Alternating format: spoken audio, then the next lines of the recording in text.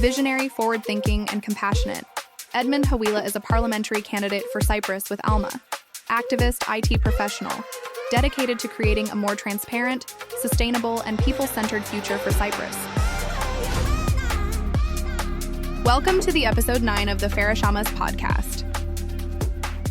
Edmond Hawila. Hey, Farah. Woo, welcome.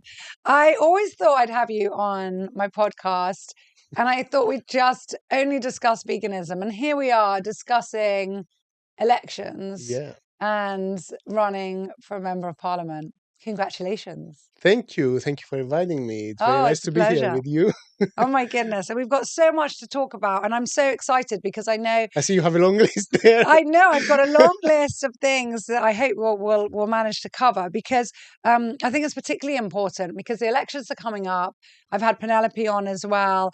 There's a lot of candidates out there. A lot of people do get confused. They don't know where to look for the information.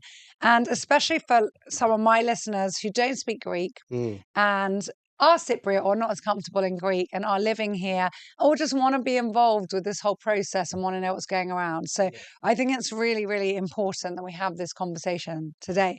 So let's start off by saying, for those who might feel a bit disconnected from politics in Cyprus, why does this election mean so much and why is it more than what some people might think? Okay. So first of all, thank you for the opportunity to have this in English because as you said, most of the content actually is in Greek because most of the people we're in Cyprus, there's government. Yeah, exactly. So it's a good opportunity for people to listen to the topics in English. And the elections are very important now because we've got so much corruption. We are seeing all the time all these things coming up. And the world is just simply in chaos. Yes, I mean, it's not just Cyprus, the whole world has gone mad. It has. It has gone mad. And we've seen now, I don't know if you've noticed, but in Hungary, they made a big change for the government. So let's hope that we start to get back again. The world always has ups and downs, right? So I think we are in a point where now we'll start being more, with all the internet and all these like influencers and stuff, you see more things coming up. And it's what you said, a lot of people won't go and look for this information. You need to pop up in front of them. Yeah. And we're trying to do that now. Yeah. Everyone is trying to. We should be doing that. Although maybe people should be looking for information, especially because every vote matters, every vote counts. So... They should, but in Cyprus especially, we have, I think, it's 23 parties now. So each party... And what, you tell me, why do we have so many parties? I mean, we're a small island. Why is it that we have so... I mean, in the UK, there's 3, maybe 4th will come up. I mean, I'm not sure how to explain it. Maybe it's ego. Maybe we cannot, we are Mediterranean people. We don't kind of Everybody wants compromise easily. Yeah. Yeah. Everyone wants to do We want our own. And that's another misconception that people have, that when you go into a party, you need to agree with everything. You can't agree with everything. Even between us, we won't agree with everything. And it's okay. You need to see the important stuff. And but life isn't about agreeing with everything. It's about having that dialogue and then finding the best solution within that's what it should be. Because what I'm saying is that a lot of people see these politicians go into the panels on TV and they start shouting to each other and disrespecting each other. And it's mind-blowing for me. And I think for most of the younger generation that are used to collaboration, because we're working different now. It's not like the olden days where it was different. Yeah. Now you know that there was more of a hierarchy. You need a team to work. And that's what the parliament is. It's a team where it's representing people and supposedly it's going to do good work for the country. And seeing these people just fighting like that, it's just... Yeah, crazy. Unnecessary maybe. Yeah. Yeah. So although sometimes you get it when someone's like so extreme on one side and the other person's like, what's going on? But it's changing, I know Penelope, I know a lot of people from other parties. We've been together. I was at the Green Party for like 15 years or so. I've left the Green Party now on January. Yeah, that's my next question. I wanted to ask you about that. I've gone into άλμα. It's called. It's a new party from the Auditor General who was dismissed. And it was a big uproar from the public because there was so many scandals that he was bringing up and the system just came and took him out. And it's a big deal now. He's in the European court trying to find out what happened. And he had so much momentum from the people that he managed to create a party. And we And what have does the party stand for? What is άλμα? so the basic aspect of it is that we want to reform the government. We want to stop the corruption, put some basic structures that will avoid corruption from happening, and have efficiency, because we don't have it now. No, You try not to at go all. in a government service and you try to do a simple thing, and it's so complicated, and no one knows the simplest thing. Well, I think nobody wants to be fired. They all just think, oh, if I just push the paper around long enough, Yeah, then I'll but just keep my job and I'm here. Farah, But I know with it's so frustrating. I'm in the I'm working in a business, right? I haven't been in the public service. I'm in the private sector. I'm in the IT industry actually, and I've been for 20 years in the industry. When you get a position, you have some responsibility. You have to take the responsibility. Here we have people avoiding responsibility, not even caring, because they have some, I don't know, someone behind them supporting them. Some They uncle have, who put them there, their yeah, cousin. yeah. And Yeah. they know no one And is they going get to touch huge them. salaries. Yeah. And then what really Well, not all of annoys them get me, huge salaries, but no one is touching their job. You know, no one is. well, quite a lot do. Yeah. But yes, okay, I agree. Not, I mean, there's a scope of everything. But Yeah. also, you know, what infuriates me, and there's some that are obviously that some people and musicians are amazing and they do a great job, but others, and they almost have a viewpoint like, I'm doing you a favor by doing this. Well, no, that's your job. And actually, it's our Exactly. money that's paying our taxes that are going into this system that give you that money. So it's, you know, let's all be Exactly. respectful of each other.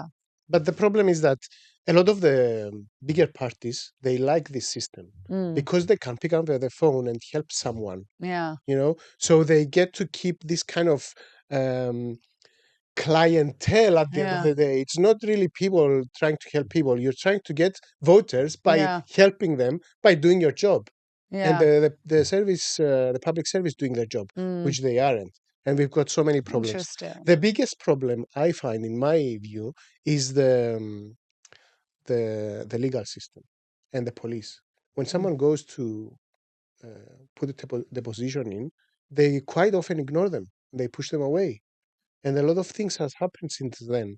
And then we have the legal system having so many delays that no one uses it at the end of the day, who is, you know, they know that they're not going to get anywhere.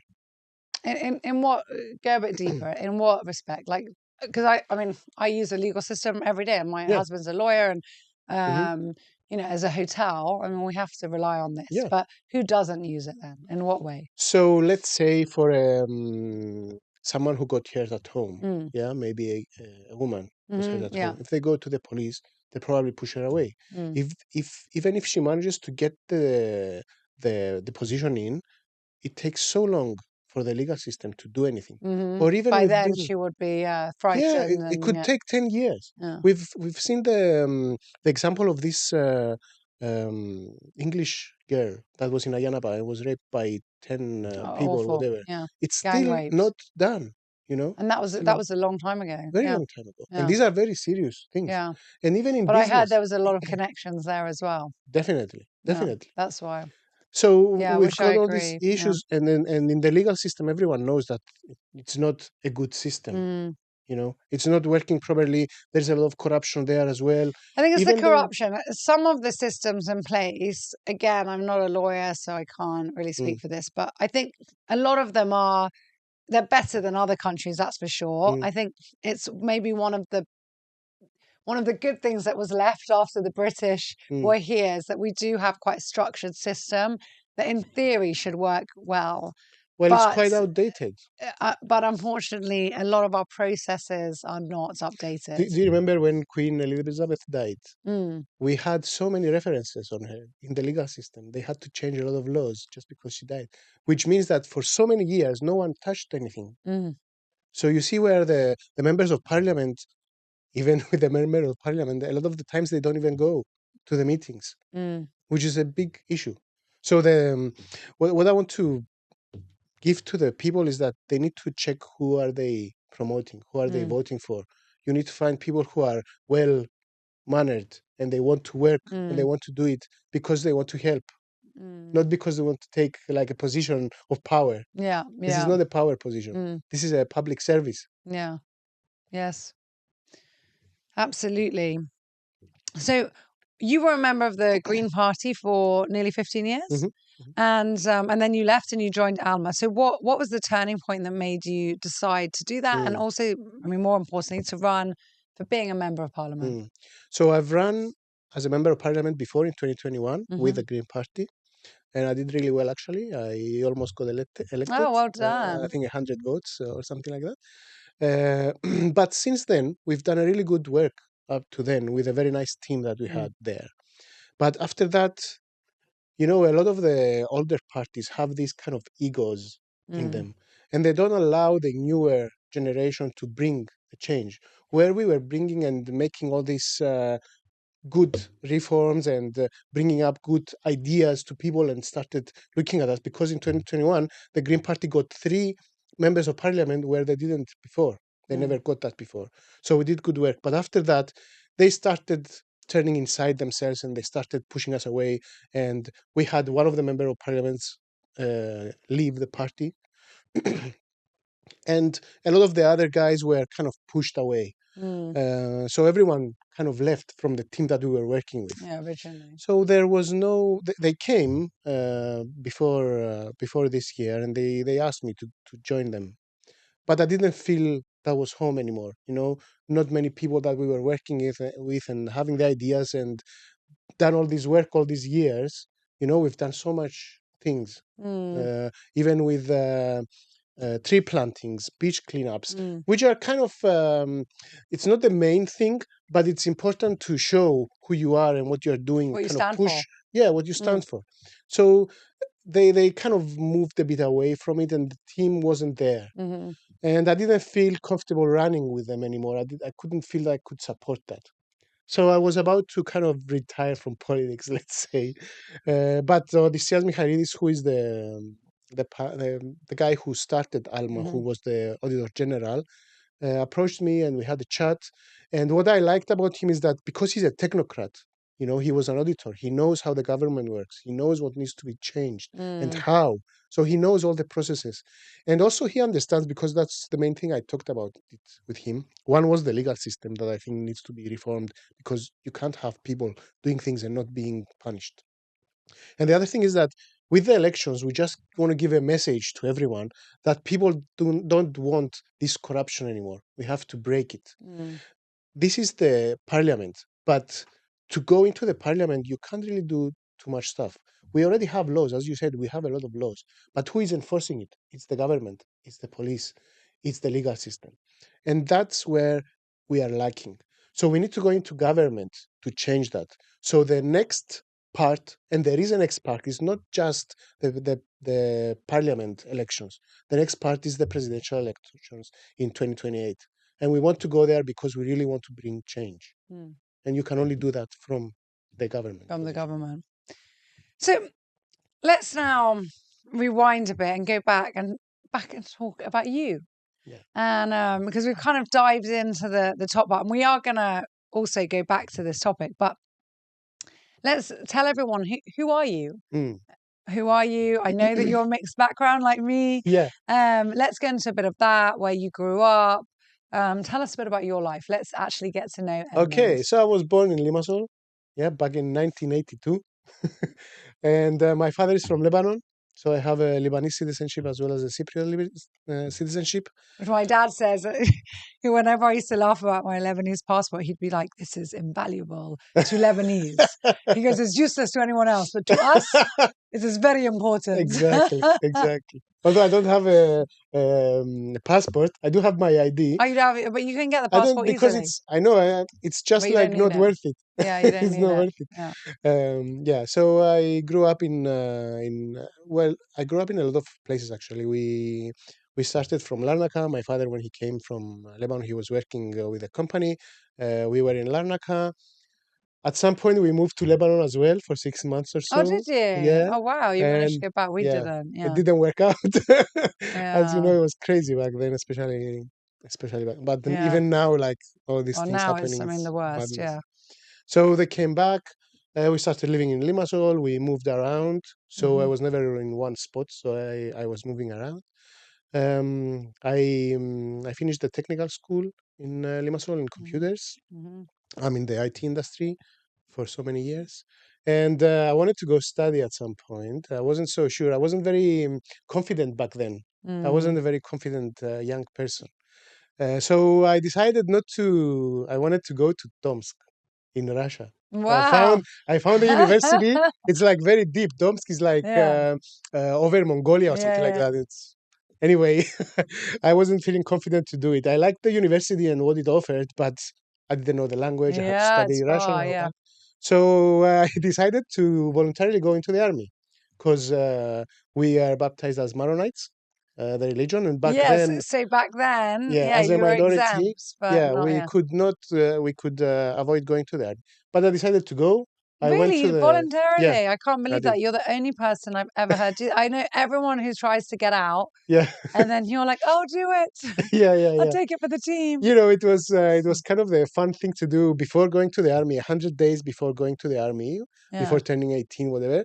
All the kids after the schools, you see them with the yeah, motorcycles running around the city and doing all yeah. the crazy stuff. But why I did was you with do them. that? Did you feel like that was going to help you fit in? Did you feel like you're embracing your Cypriot side? Did you? It was two things. One was like I wasn't confident enough to leave the country and go Mm, study alone somewhere really yeah. far, and I didn't want to go to Greece Mm, or UK.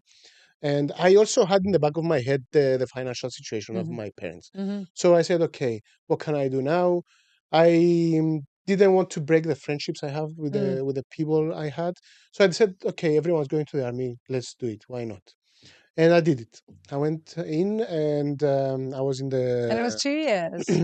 I didn't do it 2 years. I did it for 9 months. Okay. And after I Was that went out, because it was voluntarily? yes, it was Yeah, voluntarily, and I could get that's out so good. anytime I wanted. Okay. At 9 months, became really boring for Yeah. me, to be honest, Okay, but that's because amazing. yeah, Bravo, Su. yeah. Yeah. So then I started working actually in the IT industry, Hmm. and slowly I got industry certifications. I'm certified from Microsoft and all that kind of stuff. And now I'm managing the Cyprus office for a UK based Hmm. company, and we're doing really well. We're one of the 25 top IT suppliers in Europe. Well done. It's not my So, field, so yeah, I and have a joke with Eddie, who oh also did yeah, yeah. IT. Yeah, and yeah, he'll whenever he talks about IT, my brain just goes static. It goes shh, like nothing. Yeah. Yeah, so I'm So definitely not. along with that, I always had this. I think the IT background also came from this. I always have this. I want to help wherever I Mm. am, and in IT, you're You're actually helping solving people. problems Yeah, constantly, yeah, like the IT crowd. Did you ever watch that? exactly. Have you turned your computer on? Yeah, pre-recording stuff. Now we have AI agents. They do Ah, that. So yeah, I also started doing volunteering because it felt right for me. mm. So that's how I got into the Green Party and started doing all this stuff. And I'm also a member of a lot of other NGOs, So environmental community is ones. very important to Yeah, you. yeah, Yeah, it is because yeah, it's where we live, right? yeah, And you want to help other people. I mean, yeah. it's And inherent for. you've always been here. You've always been in Yeah, Limassol. You know Cyprus. yeah. Yeah, you love it. Well, on that note of community, I want to touch on both veganism, but also I mean, you have spoken quite a lot in your posts, in your YouTube videos about a healthier and more humane community. Mm, So I want to talk about that. Like, what does that look like in practical terms if you're mm, elected? What does that mm. mean?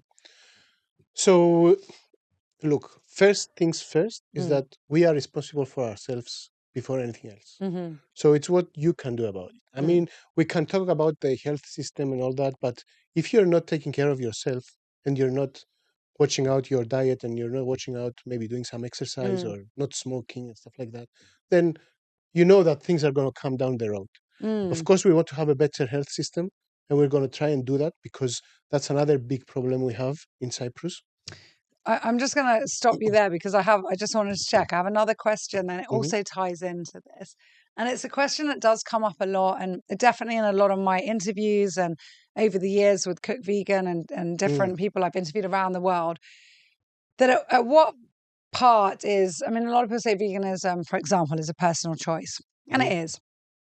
But at what part does, as you said, the responsibility for a healthier, for a kinder world, any way that someone wants to put it, doesn't have to be all the way to veganism, but at what point is that political or environmental, and what's the role in government in that? So what should governments do in planning and promoting this? So you're answering, but I want you to tie then in Okay. both those questions together. Look, there was this quote from Jim Rohn. He said, when you are building a city, you can build a beautiful city, but you also need to build a jail, because not everyone's going to follow the rules, right? And there's always going to be people who Fall have a outside. different perception, have different kind of wants and needs, whatever. Here, with tying it with veganism and with health, like we've seen for a long time now that everyone who is researched, they understand that going into a more plant-based diet is better for you. And everyone can say whatever they want, but the research is there. So that's the first thing. I remember my dad, about a year ago or so, he had an open heart surgery. Yeah. And after the surgery, he went to the room and they brought him the option for lunch to be either a pork chop or a rollo, with the egg and the... I'm like, is there a nutritionist here? What are you guys doing? He just had heart surgery. It was so crazy. So no one is actually looking into this. And it's madness. And I'm so happy you brought that up. And I'm very proud, and we are proud, because as Lebanese, the first Hayek. hospital in the world is the Hayek Hospital that said, we're not serving meat here. This is crazy. We're not going to give someone who's had a heart surgery something that's going to clog up. And George Hayek, the owner of it, is coming for my event, Sum It Up, in November. He was one of the first people I contacted. I said, you've got to come and tell us about this. And he's amazing. Yeah, he's amazing. Yeah. So, yeah, I agree. So, okay, tell us more. So, okay, from there, you need to... I went and asked at the doctor and told him, do you guys have a nutritionist here? They said, no, we just have a company we work with and just bring food. Like, what's going on? No one cares. Like, they don't see this kind of... Because you have to...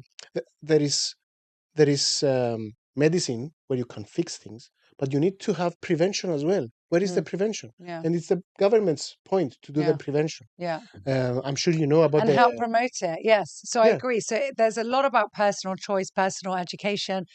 We can all look up the stats and the facts, but at the end of the day, we need the policies there to help us for recycling, for eating healthier, for having, funding go into our fruits and vegetables so that we can have things without pesticides and at a reduced cost. Why is meat so cheap? I mean, it's cheaper to feed your kids nuggets and mincemeat and crap, basically, instead of a salad. It's cheaper to go and buy a frozen pizza, or I mean, there was I went into Alpha Mega the other day with the kids, and there's these ready, or Lidl, I can't remember, these ready burgers in a pack that you just microwave.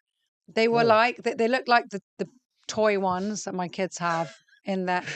I said, wow, people eat this. And it was just, I mean, there was this guy, I don't remember. And we needed the subsidies because there's a reason why that's so cheap. Definitely. On that point, though, although we need to, there is this plant-based treaty. Have you heard about it? It's in Cyprus? No, it's a global thing. Okay, yeah. So they're trying to promote the plant-based thing, and they get organizations or even cities to sign it. And a lot of cities have. I know that, and they're, many have, and many of the cities not only have done it, but they've also got universities involved. And exactly. So there is already the structure for it. And Amsterdam, it's now illegal to advertise meat. And I was just coming here and I saw an advert with a dead fish saying that we have to eat fish. I know. I know. I see it and crazy. I cringe. Yeah. It's our perceptions though, because we went into this. Or pregnant women. This is what makes us healthy, me and my baby. And it's proven that the mercury in that is not good for you, for especially pregnant women and their child. Anyway, the point is that the legislation needs to change, the perception needs to change, but there is a lot of conflict in it as well, because you have the farmers, the animal farmers actually, because they're going to lose their jobs if you kind Mhm. of cut it off. You cannot cut it off at that time. You need to help them No, it's not transition. overnight. You have to help Yeah, them transition. Yeah. I mean, exactly. that's what my little book, The Pig, is all about. Oh, I It's haven't all read that. about I have to that. read it. Yeah, Yeah, it's cute. I'll give it to you now. It's yeah. just, it's all about, Transition. the transition that the farmers, they're good people. And instead of course. killing the pig, why don't you grow flowers or, there's nuts. There's so many things that you can do Yeah, that there we is need. all this like permaculture, veganic Mhm. culture now going on, and you want to go closer to nature. Anyway, we've proven now that eating the way we're eating for the last, I don't know, 80 years is not good for us. A lot of Mm. people say, but meat is this and meat is that.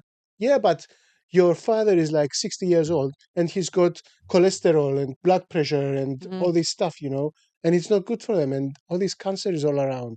So we've seen that this doesn't work. We need to find a Mhm. solution. And the problem is with the policies and all this kind of conflict of Mhm. interest, let's Yeah. say, with all of that. And we want to help the farmers who are growing actually vines and fruits and Mm. vegetables. We're not helping them. We're helping the animal Yeah. farmers and the milk producers, and we're not helping the base of our Mhm. Mediterranean diet. We Mhm. talk about Mediterranean diet, but no one is really No following one's it. helping. Yeah, Yeah, I know. you know, and all this stuff now happening with the illnesses, with all the animals Oh, now being yeah. killed like that. Yeah, all the It's culling. they're not seeing it. A lot of people are not seeing it. We have So to go what's the there. practical solution for this? Like, what could be done? So A policies few need to go things. there Yeah. to be based on science. Mm. Look at the science, look at the data, and do policies that help with that. It needs to be in a transition. Yeah. And Help from with schools, from schools as because if well. children Definitely. learn from the beginning. Farah, I think you have kids in school. There are some things that are not supposed to be sold in the Mm. school, but Mhm. they are. They are. Well, according to ours, because I've questioned them many times, this is what the government allows, and that's what they'll sell. Mm. But we'll get an email, can you make sure your kids have healthy snacks? Yeah. And then our kids can go and buy chips, ice cream, Yeah. sausage rolls. Sausage I don't know rolls. what. I'm just like, what? And Yeah. my kids come home and they're like, you won't believe what we saw today. And if I ask them go get something healthy, they're like, there's not. There's nothing We don't there. even have the option. Yeah. There's It's nothing. just, and we have the other side of it as well, where we go in the supermarket and we see like a plastic box with the pineapple in it. Yeah. Like, Or the banana, or I don't know, or even the pepper. I'm like, yeah, what? Why yeah, have so the much plastic? plastic everywhere. Yeah, it's mad. And you talked about recycling, and I'm not a fan of recycling actually, Mm, because recycling has failed mm, globally. So there are the three R's: reduce, reuse, and recycle. Recycle is the last one. mm, And at the moment, only 20% of the plastic we use gets recycled. yeah, And a lot of people don't know how to yeah, recycle. For yeah. example, Well, we still need it, but as you said, yeah, it's yeah, like it's the last, yeah, the last reason. You yeah. have We to have to reduce it reduce it in the first. first place. Yeah, Yeah. but like when we stopped having the Like plastic bags, you brought here a yeah, glass bottle of water. yeah, You know how many places I go and I see plastic bottles of water? yeah, Why? yeah, There's no reason. You can change it so easily. yeah, exactly. But people are not doing it. But They people do get used to it. That's where policy Mm, is important. Like at the exactly. beginning, anything from the smoking ban, it was like, no, that will never work. People got used to it. Now Yeah. you can't imagine that people smoke in public. The bags. What do you mean we have to carry my own bags? We'll have to Although we pay still have for a a problem with plastic. the smoking. I mean, other places still, and it's one of the things that people are. The government is not enforcing it Mm, at the end of the day. You know, yeah, yeah, it's a problem. It's yeah. a It's problem. a problem. Even if the legislation is there, that's what I'm saying. That even if Yeah. the legislation is there, you need to go into the government and force the enforcement because Mm, we're not doing it. Even a lot of people who come in Cyprus, they are so surprised that everyone just parks on the pavements. It's just madness, yeah, but it's yeah, there. yeah. So policing, but they say there's a problem with a number of policemen that we don't have enough. Yeah, but that's not the main issue. Mm, Since we got there, I mm. want to talk about a bit the transportation system Yeah, I'd love because to. Please, yeah. Limassol is crazy with traffic, right? And I think it's And the it's only city the with the last 2 years. I just can't believe it. We yeah, never had traffic. And now suddenly, so many people are here and yeah, so many so people with many more people cars, came. and every house has so many cars Yeah. because you don't have an alternative. You don't Mm, have an alternative, and we're such a small island. hmm We should have had buses going to all the cities. Limassol, Nicosia, it's a 1 hour drive. In London, I used to go 1 hour just to go to work in the morning. Come on.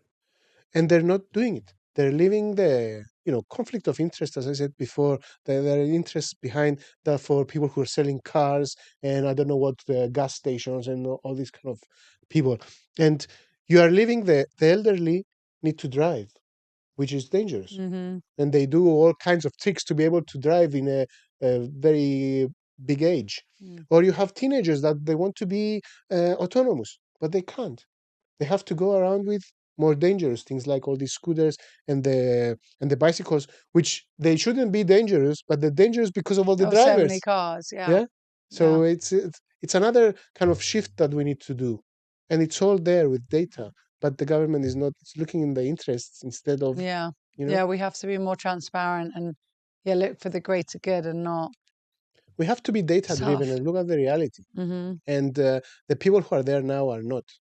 This is the main issue that we have, and this is why I'm into politics and I want to kind of be, the sting there, pushing them like, what are you doing? Why are you doing that? Mm-hmm. Yeah, we need that. We need that. Absolutely. Halfway gone, no? We're doing well. We're doing well. Actually, we've covered a lot. So I have a question here for you about communities like the Positive Minds Toastmasters Club. So you were in Toastmasters. I know you're also in Farah's Club. Yes. You've been in quite a lot of communities, and we've already touched on why community is so important to you. But I'll just touch on that so people get to know you a bit better. How have all these communities been important in helping to shape you as a future leader? So you talked about Toastmasters and like my hair got up. Because I've been with Toastmasters for like 10 years or so, maybe more actually. From when I was in the UK, I started it more. And Toastmasters is a global organization that helps people with public speaking and leadership skills. So when you get there to start speaking, you get confident, you start seeing other people speak about so many subjects, you learn a lot. And it's the same with other communities as well. Wherever you go, you start learning things. You meet good people. When you go into communities that care and they want to volunteer, this is good people, smart people usually, who want to have a better community. So these are very important. Although I don't want to, because we've been to the other edge where we see now a lot of these NGOs going and doing cleanups in different areas of the city and all that. I have a bit of an issue with that because it's like we're allowing the government not to do the cleanups they should because we go and do it. And they kind of rely on the volunteers at the end of the day. There was you were there at the Cyprus Sustainable Tourism thing. Yeah, I was a speaker. I made the question to the mayor of Larnaca, and he said, it's the people's problem. They should not be throwing garbage around. It's your city. You need to educate people. You need to find them if they're doing that. And you need to clean. They have to do it. They don't do it. So I don't want to But the shift attitude, I mean, when I've had friends of mine that visited from England, I remember one specific case, they couldn't believe it. They went out. I was busy. A Cypriot friend of mine came and said, "Don't worry, I'll take them out." Took them out. At the end of the excursion, they all got an ice cream, and the Cypriot friend just rolled down. We're talking about someone who has studied, who's a little bit older, who just threw out the paper like that into the street. Wow. And the ones from England were just like, "Did we just see this?" They couldn't believe it. They couldn't believe it. Yeah. And we see it every day. Like I am also a motorcycle rider. The graffiti is a major. There's some nice ones. No, but that's art. That's different. Yeah. That one thing is, I've got this wall, beautiful. The sides of hotels that they said we need to decorate this, bars. That is amazing. That's beautifying our city. But then there's, whatever it is. It's with the football and teams. The things. I mean, that's one of the things that I think again comes to politics. They try to separate people. They try to hate each other, and we have this hate. It's them and us. They don't see the community that we're all living in the same place. We're looking at the same things. Why would you go and break a light of the street? Yeah. Why would you go paint on top of a sign? Of a sign that's showing directions. But I often think that it's because I've seen parents, again, in professional settings who are educated, well-paid people, good jobs, who are saying, "Oh, I'm so proud. My children asked for like specific paint, and after the game, they're going to go around." And I'm like, what? Like, and then one woman was like, I went and got spray cans, especially from Athens, for them and then I'm like, what? Can you imagine? Also, and then the kids go and they don't understand that they're damaging something that needs to be cleaned up. That someone needs to go and be paid to clean that up. And who's paying them? The government. Who pays for the government? Their parents who are working. And it's this cycle that they haven't connected. The parent paid for the spray and paid for the cleaning as well. And they don't get it. And they don't get it. It's what we said before. Like, there are some people that are not going to get it. But I want to be optimistic that we have more people. Yeah, even with your club, we see so many nice people coming into the club. Farah's club is doing amazing work. I really appreciate it. Thank you so much. And we see other NGOs as well. Like I'm at the Friends of the Earth of Cyprus. It's Terra Cypria who's doing a lot of work. It's so many people who want to build a better community. We need to be part of it, Next question. You've touched on it. And from politics, we need to work on it as well. Well, you've always been quite involved in activism. So I have here, what has that taught you about real change versus political promises? Because, I mean, you've been involved for years from even environmental protests and volunteering and, Friends of the Earth. And so we've seen the promises before, or we've heard them discussed before, but then the reality is that 10 years down the line, we're still waiting. I've seen a video today of another newborn party that they were promising money to people, right? Bigger retirements, bigger help for rent, and all that kind of stuff. This is not possible through the parliament. This is people who don't understand what the parliament does. Parliament does two things. One is do proposal for new or change a legislation, or they're supposed to be able to check and monitor what the government is doing. These are the two main things that the parliament is doing. They cannot actually enforce change. This is why I said we need to go into the government. 2028 is the big bet for us. Now we're just going into the parliament to help with legislation. And it's the first step where people need to show that they want us, because we are there and we have the knowledge and we have the belief that we can and we will bring change. Also, you're willing to do it. I mean, not everybody's willing to give up their time and go and be an MP. I mean, it's a lot of time. So that's one thing. We need to be careful what we're promising people. And people also need to understand what they're voting for. What can a member of parliament do? And also a member of parliament cannot bring change on their own. They need to all vote. There are 56 people in the parliament. They need to have majority in order for something to pass. So and tell us, so as an MP, what does daily life look like? Okay. So every Thursday you have the parliament, the big parliament meeting. Parliament meeting. Yeah. And every day there are the committees. There is the transport committee, the health committee. There are different types of committees. So you need to be in the committees and you need to look at what's happening in the country, also financial wise, but also what's problematic, and what can we do through legislation to fix it.